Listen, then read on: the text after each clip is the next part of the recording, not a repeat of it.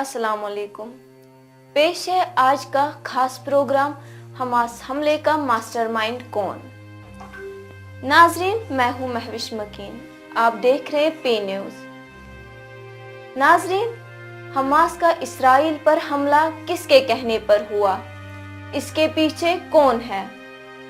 बज़ाहिर तो ये हमला फ़लस्तीनी हमास ने किया, लेकिन एक बड़ा सवाल जो सबके जहनों में है कि इस हमले के पीछे कौन सी ताकत है। ये हमला इसराइल और उसके हामी मुल्क के सामने इसराइल के लिए दूसरा 9/11 है। बज़ाहिर तो ये हमला तूफान अल अक्सा के नाम से फ़लस्तीनी अस्करी लीडर मोहम्मद ज़ैफ ने अंजाम दिया। नाजरीन, पहले तो हमें ये जानना होगा कि मोहम्मद ज़ैफ कौन है। हाँ, अगर आप इस चैनल पर नए हैं तो चैनल को सब्सक्राइब कीजिएगा और आपकी एक लाइक हमें हौसला बख्शती है। प्लीज लाइक कीजिए। मोहम्मद ज़ैफ का असल नाम मोहम्मद मिस्री है। वो 1965 में खान यूनिस के महाजरीन कैंप में पैदा हुए, जो 1948 की अरब इसराइल जंग के बाद कायम किया गया था। उन्होंने 1987 में हमास में शमूलियत इख्तियार की और तब से ही मोहम्मद ज़ैफ का नाम इख्तियार किया। कहा जाता है कि मोहम्मद ज़ैफ 1989 में इसराइल के हाथों गिरफ्तार हुए और 16 माह तक इसराइल के कैद में रहे। ज़ैफ ने गाजा की इस्लामी यूनिवर्सिटी से साइंस की डिग्री हासिल की, जहां उन्होंने फिजिक्स, केमिस्ट्री और बायोलॉजी के मज़ामीन पढ़े और साथ ही वो यूनिवर्सिटी की एंटरटेनमेंट कमेटी के सरबराह भी रहे और स्टेज पर कॉमेडी भी करते थे। हमास में आकर ज़ैफ ने तेजी से जंगजुआना सलाहियत और तेज दिमागी से अहम मकाम हासिल किया। उन्होंने गाजा में सुरंगों का जाल बिछाना और बम बनाने की महारत भी हासिल की।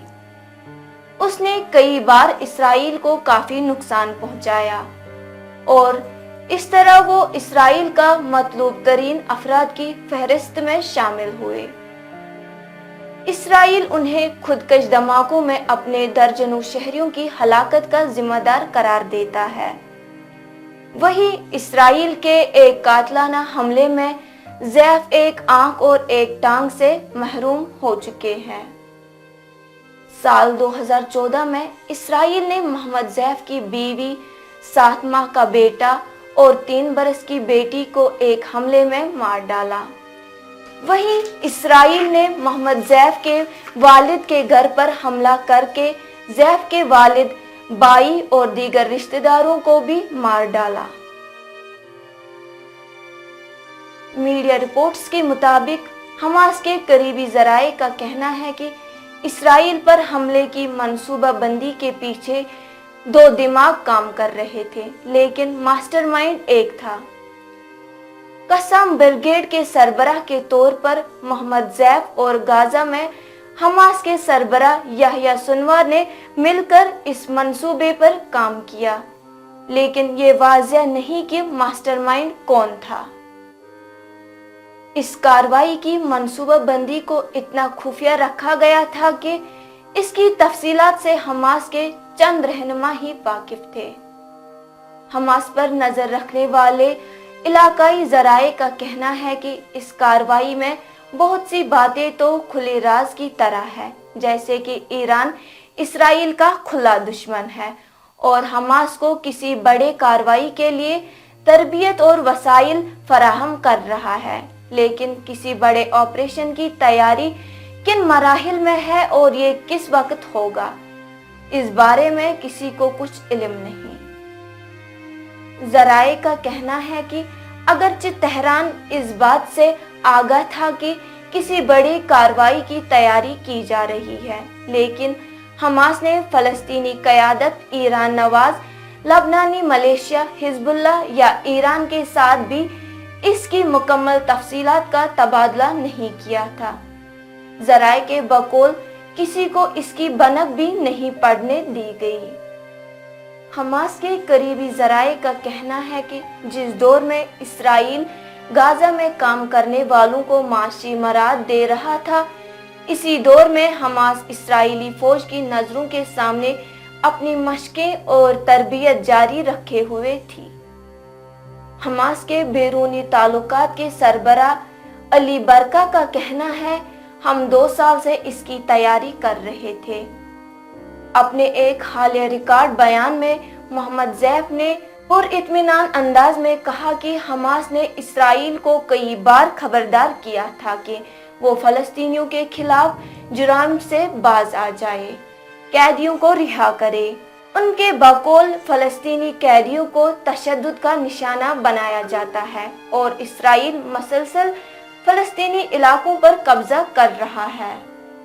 انسدادی دہشت گردی کی مہارت رکھنے والے ایک سابق امریکی عہدیدار میتھیو لیوڈ کے مطابق حماس کا سالانہ بجٹ $30 کروڑ ہے۔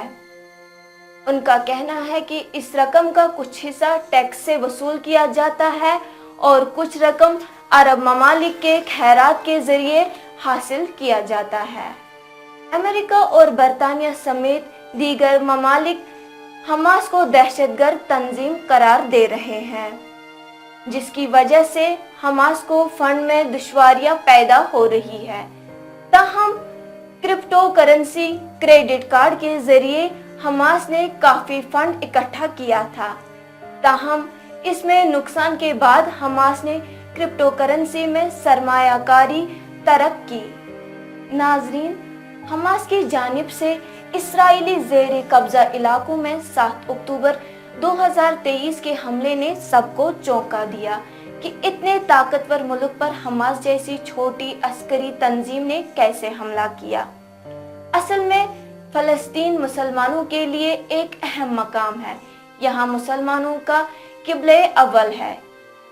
یہی وجہ ہے کہ دنیا کے تمام مسلمانوں کو اس علاقے کے ساتھ لگاؤ گہرا ہے۔